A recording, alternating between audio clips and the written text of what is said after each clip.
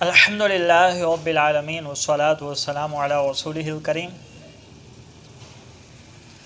عبارت درست کیسے کریں، اس سلسلے کی دوسری ویڈیو پیش خدمت ہے۔ پہلی ویڈیو میں نے یہ بتایا تھا کہ مرفوعات کو کس طرح آسان طریقے سے ذہن میں رکھنا ہے تاکہ آگے چل کر جب عبارت پڑھیں تو مرفوعات ہمارے ذہن میں ہونے چاہیے۔ آج کی ویڈیو میں آپ بتاؤں گا کہ منصوبات کو کس طرح ہم نے اپنے ذہن میں ہر وقت محفوظ رکھنا ہے، اور منصوبات بھی بہت آسان ہیں، ایسا نہیں ہے کہ یہ بہت مشکل ہے، یہ بھی بالکل آسان ہے۔ اور میں ریکویسٹ کروں گا کہ جب آپ میری ویڈیو دیکھیں اور آپ کو یہ چیزیں سمجھ آ جائیں تو آپ اکیلے کمرے میں بیٹھ کر جیسے میں سمجھاتا ہوں، جیسے میں لیکچر دیتا ہوں، اسی طرح آپ لیکچر دیں اور اس کی آڈیو یا ویڈیو ریکارڈ کر کے آپ میرے واٹس ایپ نمبر پہ سینڈ کریں، میں انشاءاللہ وہ سنوں گا اور جو غلطی ہوئی اس کی نشاندہی کروں گا۔ اس کے آپ کو دو فائدے ہوں گے، ایک تو یہ کہ یہ چیزیں سننے کے بعد تکرار کی وجہ سے آپ کے ذہن میں مضبوط ہو کر بیٹھ جائیں گی۔ دوسرا فائدہ اس کا یہ ہوگا کہ آپ جب تدریس کریں گے، پڑھانے لگیں گے تو آپ کو پتہ ہوگا کہ ہم نے طلباء کو سمجھانا کیسے ہے۔ تو چلتے ہیں منصوبات کی طرف۔ منصوبات ٹوٹل 12 ہیں۔ پہلے 4 منصوبات کا تعلق مبتدا خبر سے ہے، وہی صورتحال، وہی سارا نقشہ جو میں نے مرفوعات میں سمجھایا تھا کہ آپ جو ہے نا مبتدا خبر کو لکھیے، اس کے بعد 2 خانے بنائیے۔ پہلے خانے میں فعل ناقص ہے اور فعل ناقص ہے، ما ولا مشابہ بلیس ہے۔ دوسرے خانے میں حرف مشبہ بالفعل اور لا نفی جنس ہے۔ تو پہلے خانے والے جب مبتدا خبر پر داخل ہوں گے تو ان کے داخل ہونے کے بعد خبریں چینج ہو جائیں گی، یعنی خبریں جو مرفوع ہیں تو ان کے داخل ہونے کے بعد خبریں منصوب ہو جائیں گی۔ تو بس جو چینج ہوا ہے وہ منصوبات میں شامل ہیں۔ تو 2 خبریں منصوب ہوئی ہیں، ایک فعل ناقص کی اور ما لا مشابہ بلیس کی، یہ منصوبات میں شامل ہو گئے، 2 منصوبات ہو گئے۔ جو چینج نہیں ہوئے ویسے کے ویسے رہے ہیں جیسا کہ یہ مرفوعات میں شامل ہیں۔ تو دوسرے خانے والے جو حرف مشبہ بالفعل ہے اور لا نفی جنس ہے، ان کے مبتدا خبر پر داخل ہونے کے بعد مبتدا چینج ہو جائیں گے، یعنی مبتدا مرفوع ہے تو وہ منصوب ہو جائے گا، خبریں چینج نہیں ہوں گی۔ تو مبتدا چینج ہو گیا ہے تو لہٰذا یہ منصوبات میں شامل ہو جائیں گے، یہ دونوں منصوبات ہیں۔ تو 4 منصوبات ہو گئے، فعل ناقص کی خبر اور ما لا مشابہ بلیس کی خبر، حرف مشبہ بالفعل کا اسم اور لا نفی جنس کا اسم۔ تو 4 منصوبات جن کا تعلق مبتدا خبر سے ہے وہ ہم نے پڑھ لیے۔ اب آتے ہیں اگلے 8 منصوبات کی طرف۔ دیکھیں اگلے 8 منصوبات میں سے 5 منصوبات کا تعلق مفعول سے ہے، جنہیں ہم مفاعیل خمسہ کہتے ہیں۔ یہ مفعول ان کو یاد کرنا کوئی زیادہ مشکل نہیں ہے، یہ بڑے ہی آسان ہیں۔ طلباء ان کو سمجھنا مشکل، ان کو یاد کرنا مشکل سمجھتے ہیں۔ تو دیکھیے، ضرب زید عمرا، زید نے عمر کو مارا۔ تو ضرب فعل ہے، زید فاعل ہے، عمرا مفعول ہے، مفعول بھی ہے۔ زید نے عمر کو مارا، مفعول وہ ہوتا ہے جس پر کام واقع ہو، تو عمر پر کام واقع ہوا ہے، عمر جو ہے نا مفعول بھی ہے۔ اب اگر اس عبارت میں زید نے جو عمر کو مارا ہے، جس جگہ پر مارا ہے، اگر اس جگہ کا ذکر آ جائے تو وہ مفعول فی ہو جائے گا۔ اسی طرح جس وجہ سے زید نے عمر کو مارا ہے، اگر اس وجہ کا ذکر بھی عبارت کے اندر آ جائے تو وہ مفعول لہو ہوگا۔ جس کے ساتھ مارا ہے، لکڑی کے ساتھ مارا ہے، ہاتھ کے ساتھ مارا ہے، تو جس کے ساتھ مارا ہے اگر اس شے کا ذکر بھی عبارت کے اندر آ جائے تو وہ مفعول معہ ہوگا۔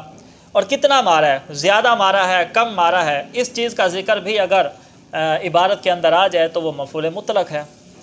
دیکھیے، ضرب زید عمرا، زید نے عمر کو مارا، اس کے نیچے 4 خانے ہیں۔ زید نے عمر کو مارا، یاد رکھیے فعل متعدی، ضرب فعل متعدی ہے، زید فاعل ہے، عمرا مفعول بھی ہے۔ فعل متعدی کے فاعل کے بعد سب سے پہلے مفعول بھی آتا ہے فعل متعدی کے، اور فعل لازم کے فاعل کے بعد مفعول فی آتا ہے۔ اب فعل متعدی اور لازم کو تو آپ پہچانتے ہیں، اگر نہیں پہچانتے تو نیچے کمنٹ کریے، اس کے بارے میں مستقل ایک ویڈیو بناؤں گا، اس میں آسان ان کی پہچان بتاؤں گا۔ تو یہ کوئی زیادہ مشکل نہیں ہے لازم متعدی۔ تو فعل متعدی کے فاعل کے بعد سب سے پہلے مفعول بہ آتا ہے. تو فاعل زید ہے، امرن مفعول ہے، تو یہ مفعول بہ ہوگا، سب سے پہلے یہی آیا. اب نیچے 4 خانے ہیں. پہلے خانے میں اس جگہ کا ذکر ہے جس جگہ زید کو مارا گیا، مثلا مدرسۃ، مدرسہ، تو لہٰذا یہ مدرسہ مفعول فی ہو جائے گا کہ جس میں مارا جائے مفعول فی ہوتا ہے.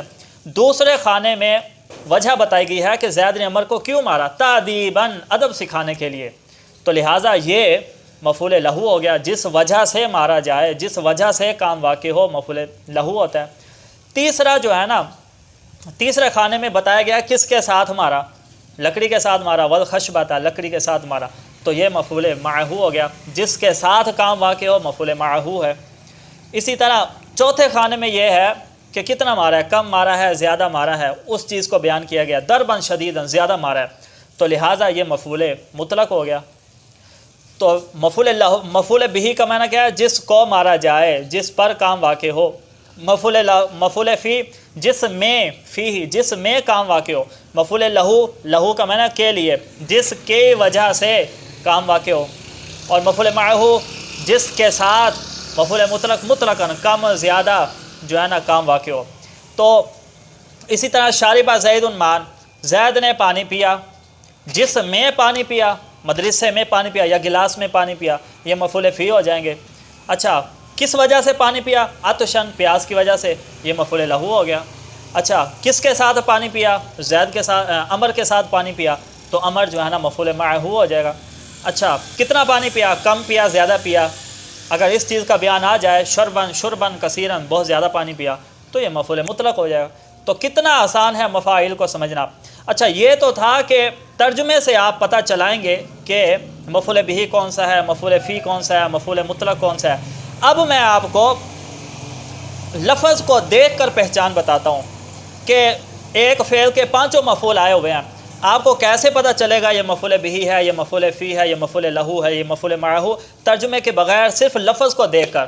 تو وہ بھی بالکل آسان ہے. چلیے یہ دیکھیے، یہ عبارت ہے جس میں 5 مفعول موجود ہیں، مفعول بہ بھی ہے، سب مفعول موجود ہیں. ہم جو ہے نا اب آخر سے سمجھنا شروع کرتے ہیں، مفعول مطلق سے. یہ جو ہے آپ کو نظر آ رہا ہے، یہ مفعول مطلق ہے، ٹھیک ہے. مفعول مطلق کے نشانی یہ ہوتی ہے کہ مفعول مطلق میں وہی حروف ہوتے ہیں جو فعل کے حروف ہیں. دیکھیں ضرباً شدیداً ہے نا، تو مفعول مطلق کا ضاد را با، اس میں یہ حروف ہیں، یہی حروف اصلی فعل کے بھی ہیں، ضربا. تو مفعول مطلق کے وہی حروف ہوتے ہیں جو اس سے پہلے فعل کے ہوتے ہیں. یا اگر حروف چینج ہیں، یعنی فعل کے حروف اور ہیں، مفعول مطلق کے اور ہیں، تو معانی دونوں کا ایک ہوگا. جیسے جلست قعودا، میں بیٹھا، بیٹھنا. اب فعل میں جیم لام سین ہے، مفعول میں قاف عین دال ہے، لیکن حروف چینج ہیں، لیکن معنی دونوں کا ایک ہے، بیٹھنا. تو حروف فعل اور مفعول کے ایک ہوں، یا ترجمہ فعل اور مفعول دونوں کا ایک ہو، تو وہ مفعول مطلق ہوتا ہے. تو مفعول مطلق کی پہچان ہمیں ہوگی. اب اس سے پہلے ہے مفعول معہ، والخشبۃ. مفعول معہ کی نشانی بھی بہت آسان ہے. دیکھیں بھائی، ایک ہی تو مفعول ہے جس سے پہلے واو آتی ہے، تو یہ مفعول جو ہوگا اس سے پہلے واو آئے گی، والخشبۃ، یہی اس کی نشانی ہے، اس سے پہلے واو آتی ہے جو مع کے معنی میں ہوتی ہے، مع معنی ساتھ. اب چلتے ہیں مفعول لہو کی طرف. مفعول لہو یاد رکھیں، مفعول لہو بھی ہمیشہ جو مفعول منصوب ہوتا ہے نا، مفعول لہو وہ مصدر ہوگا. تو مفعول لہو بھی مصدر ہوتا ہے، لیکن یہ نہ اس کے حروف فعل کے ساتھ مشابہت رکھتے ہیں، نہ اس کا معنی فعل والا ہوتا ہے، بلکہ اس کے حروف بھی اور ہوتے ہیں اور اس کا معنی بھی اور ہوتا ہے. تو مفعول مطلق اور مفعول لہو میں یہ جو ہے نا فرق ہے کہ مفعول مطلق میں تو حروف جو ہے نا فعل کے مشابہ ہوتے ہیں، ایک جیسے ہوتے ہیں، لیکن مفعول لہو میں مفعول کے حروف اور ہوتے ہیں، فعل کے اور ہوتے ہیں. اب چلتے ہیں مفعول فی کی طرف. یاد رکھیں، مفعول فی جو ہوتا ہے، مفعول فی ہر وہ لفظ ہوگا کہ جو کسی زمانے پر دلالت کرے یا کسی مکان پر دلالت کرے. مثلا یہ مدرسہ، مسجد، گھر، اس طرح کے جو الفاظ ہیں، یا دنوں کے سارے نام، ہفتہ، اتوار، پیر، منگل، بدھ، یہ عربی میں جب بھی فعل فاعل کے بعد آ جائے مفعول فی ہوں گے. اسی طرح مہینوں کے سارے نام مفعول فی ہوں گے. اسی طرح جو ہے نا شہرن، مہینے کو کہتے ہیں، یہ بھی اگر فعل فاعل کے بعد آ جائے مفعول فی ہوگا، زمانے پہ دلالت کرتا ہے. سنتن، سال کو کہتے ہیں، یہ بھی فعل فاعل کے بعد آ گیا، یہ بھی مفعول فی ہوگا. اور اسی طرح یومن، یہ بھی مفعول فی ہوگا اگر فعل فاعل کے بعد آ جائے. لیلتن، یہ بھی مفعول فی ہوگا. پاکستان، ہندوستان، یہ اس طرح کے ہر وہ لفظ جو کسی مکان یا زمانے پر دلالت کرتا ہے وہ مفعول فی ہوگا۔ تو شش جہات، اوپر نیچے، آگے پیچھے، دائیں بائیں، اس طرح کے الفاظ بھی اگر عربی والے فعل اور فاعل کے بعد آ جائیں تو یہ بھی مفعول فی بنتے ہیں۔ تو مفعول فی کی نشانی بھی بہت آسان ہے، اس میں زمانے یا مکان کے متعلق جو ہے نا وہ لفظ ہوتا ہے۔ اب ایک ہی رہ گیا مفعول بھی، وہ میں نے آپ کو بتا دیا، فعل لازم، فعل متعدی کے فاعل کے بعد جو بھی مفعول آئے گا وہ سب سے پہلے فعل مفعول بھی آئے گا۔ تو 5 مفاعیل کے، اور یہ سارے کے سارے مفعول جو ہے نا منصوب ہوتے ہیں۔ تو 5 مفعول کی پہچان ہمیں آ گئی، اور 4 منصوبات پہلے ہم نے سیکھے جو کہ مبتدا خبر سے جن کا تعلق ہے۔ تو 9 منصوبات ہم نے سیکھ لیے۔ 10واں منصوب ہے حال۔ دیکھیں یہ بھی بہت آسان ہے، اس کا تعلق بھی فعل فاعل کے ساتھ ہی ہے۔ ضرب زید عمرا، زید نے عمر کو مارا، اسی مثال کو لے لیجئے۔ اب اس میں زید فاعل ہے، عمر مفعول ہے، تو کوئی ایک ایسا لفظ جو زید کی حالت کو بیان کرے وہ بھی حال ہوگا، اور وہ لفظ جو مفعول کی حالت کو بیان کرے وہ بھی حال ہوگا۔ مثلا زید نے عمر کو مارا، تو جب زید نے عمر کو مارا تو زید کس حالت میں تھا؟ غاضباً، غصے کی حالت میں۔ تو یہ غاضباً، غصے کی حالت میں، یہ زید کی حالت کو بتا رہا ہے کہ زید نے کس حالت میں مارا، تو یہ غاضباً جو ہے نا حال ہو گیا۔ زید ذوالحال ہے، یہ حال، غاضباً حال ہو گیا، ذوالحال حال مل کر یہ فاعل ہو جائے گا۔ اسی طرح مفعول کی حالت کو بھی بیان کرے جو لفظ، وہ بھی حال ہوتا ہے۔ مثلا ضرب زید عمرا ہے تو اس کے آگے لگا دیجئے نائمن، زید نے عمر کو مارا اس حال میں کہ عمر سو رہا تھا۔ تو اب نائمن یہ عمر کی حالت بیان کر رہا ہے کہ عمر نے کس حالت میں مار کھائی، تو جس حالت میں عمر نے مار کھائی تو وہ حالت نوم تھی، سونے کی حالت تھی، وہ سویا ہوا تھا۔ تو نائمن جو ہے نا یہ عمر کی مار کھانے کی حالت کو بیان کر رہا ہے۔ تو یاد رکھیے کوئی بھی لفظ جو فاعل کی حالت کو بیان کر رہا ہو یا مفعول کی حالت کو بیان کر رہا ہو وہ حال ہوتا ہے۔ تو یہ بھی بہت آسان ہے۔ تو 10 منصوب ہو گئے، 2 منصوب رہ گئے ہیں۔ 11واں منصوب ہے تمییز۔ دیکھیں 11 سے لے کر 99 تک جتنے بھی عربی کے اعداد ہیں ان کے بعد جو بھی لفظ آتا ہے وہ منصوب ہوتا ہے، اسے تمییز کہتے ہیں۔ جیسے 11 قلما یا 99 قلما، تو 11 سے لے کر 99 تک جتنے بھی اعداد ہیں ان کے بعد جو لفظ آیا وہ منصوب ہوگا۔ اور قرآن پاک کی شان ہے کہ قرآن پاک میں 11 بھی آیا ہے اور 99 بھی آیا ہے اور بیچ والے بھی ہیں۔ مثلا سورہ یوسف میں 11 کوکبا، اب یہ 11 کا عدد ہے، 11 کو کہتے ہیں، تو اس 11 کے بعد جو بھی لفظ آئے گا وہ منصوب ہوگا، کوکبا، کوکب منصوب ہے۔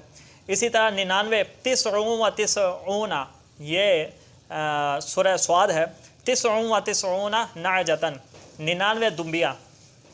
تو دیکھا 99 کے بعد بھی جو لفظ آیا وہ بھی منصوب ہے، 11 کے بعد جو لفظ آیا وہ بھی منصوب ہے، اور بیچ والے بھی ہیں اعداد میں سے کسی کے بعد ہے وہ بھی منصوب ہوگا، جیسے وَإِذْ وَعَدْنَا مُوسَىٰ 40 لَيْلَةً یا 30 لَيْلَةً، ٹھیک ہے۔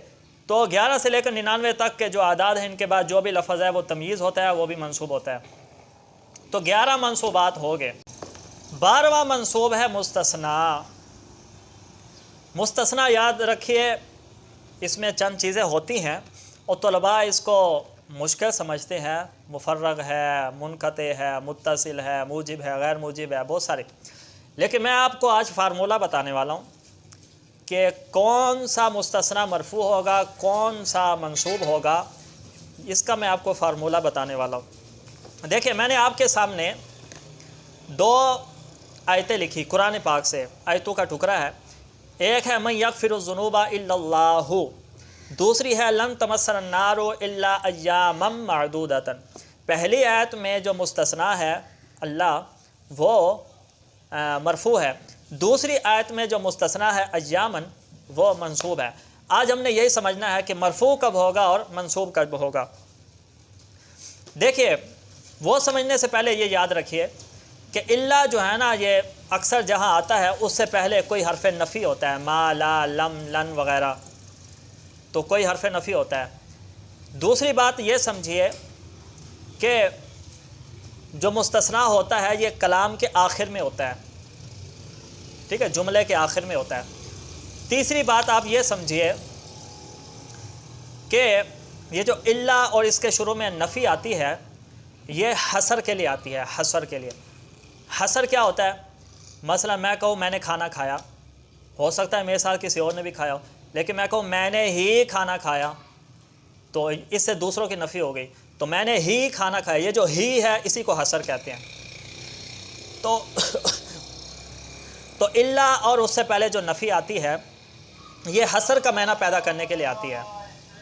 اب جو ہے نا ہم چلتے ہیں ان آیتوں کی طرف۔ دیکھیے من یغفر الذنوب الا اللہ، اس کا ترجمہ کیا ہے؟ کون ہے جو گناہوں کو بخشے؟ الا اللہ، مگر اللہ۔ اب اس کے نیچے دیکھیے ہم نے کرنا کیا ہے؟ من کو ہٹا دینا ہے اور اللہ کو بھی ہٹا دینا ہے، تو کیا بن گیا؟ یغفر الذنوب اللہ۔ تو اللہ چونکہ فاعل ہے ہم اس کو فعل کے بعد لاتے ہیں، مفعول سے پہلے لاتے ہیں، کیونکہ فاعل مفعول سے پہلے ہوتا ہے۔ تو کیا بن گیا؟ یغفر اللہ الذنوب۔ اس کا ترجمہ کیا ہے؟ اللہ گناہوں کو بخشتا ہے۔ تو من اور اللہ کو ہٹانے کے بعد بھی وہی ترجمہ ہے، اللہ گناہوں کو بخشتا ہے، اور من اور اللہ کو لگا کر بھی وہی ترجمہ ہے، اللہ گناہوں کو بخشتا ہے۔ تو پھر یہ الٹا سیدھا کرنے کی ضرورت کیا تھی؟ یعنی جو پہلے ہے اس کو بعد میں، جو بعد میں ہے اس کو پہلے، اس طرح کرنے کی ضرورت کیا ہے؟ دراصل تھوڑا سا اس میں فرق ہے۔ یغفر اللہ الذنوب بغیر من اور اللہ کے، اس کا ترجمہ ہے کہ اللہ گناہوں کو بخشتا ہے۔ اب اس سے یہ شبہ ہو سکتا ہے اللہ کے علاوہ بھی کوئی گناہوں کو بخشے، لیکن من اور اللہ جب لگایا، اور من اور اللہ یہ جو ہے نا نفی کے لیے آتے ہیں اور یہ حصر کے لیے آتے ہیں، تو من اور اللہ کو جب لگایا تو پھر کیا بن گیا؟ من شروع میں لگایا یغفرو کے، اور فاعل سے پہلے اللہ لگایا، تو اب بن گیا کہ کون ہے جو گناہوں کے بخشے مگر اللہ۔ اب چونکہ میں نے آپ کو بتایا ہے کہ مستثنا کلام کے آخر میں ہوتا ہے، تو لہٰذا الا اللہ کو اٹھا کر بعد میں کر دیا، مفعول کو اٹھا کر فعل کے پاس کر دیا، تو من یغفر الذنوب الا اللہ ہو گیا۔ اب آپ سمجھیے کہ لفظ اللہ جو اللہ کے بعد ہے یہ مستثنا ہے، پہلے یہ فاعل تھا تو اللہ کے داخل ہونے کے بعد یہ مستثنا، نام اس کا چینج ہوا ہے، ٹھیک ہے، جیسے فعل ناقص کے مبتدا خبر پر داخل ہونے کے بعد مبتدا کا نام اسم ہو جاتا ہے، ایسے ہی یہ پہلے فاعل تھا، اللہ کے داخل ہونے کے بعد اب یہ مستثنا ہو گیا۔ تو یہ پہلے فاعل تھا، تو فاعل مرفوع ہوتا ہے، تو اللہ نے اس کو لفظ اللہ کو رفع نہیں دیا، بلکہ یہ تو فاعل تھا اور فاعل ہوتا ہی مرفوع ہے، تو اللہ نہ رفع دیتا ہے نہ نصب دیتا ہے۔ تو جو اللہ پہ لفظ اللہ پر جو رفع آیا ہوا ہے یہ فاعل ہونے کی وجہ سے ہے، اور فاعل مرفوع ہوتا ہے۔ دوسری مثال میں دیکھیے لن تمسنا النار الا ایاما معدودہ، تو اس میں النار فاعل ہے، تمسا فعل ہے، اور نا جو ہے نا یہ مفعول بہ ہے، اور الا ایام معدودہ، ایام معدودہ یہ مفعول فی ہے، کیونکہ اس میں وہ آ گیا نا دنوں کا تذکرہ آ گیا، زمان مکان ہے اس میں۔ تو اللہ کے بعد ایام معدودہ یہ ہے مستثنا، اور یہ مستثنا منصوب ہے۔ منصوب کیوں ہے؟ آپ اللہ کو ہٹائیں گے اور لن کو ہٹا دیجئے تو کیا بن گیا؟ تمسنا النار ایام معدودہ، کہ وہ کہتے ہیں ہمیں جو ہے نا آگ چند دن چھوئے گی، اور لن ناصبہ شروع میں لگائیے اور اللہ بھی لگائیے، تو کیا ترجمہ ہو گیا؟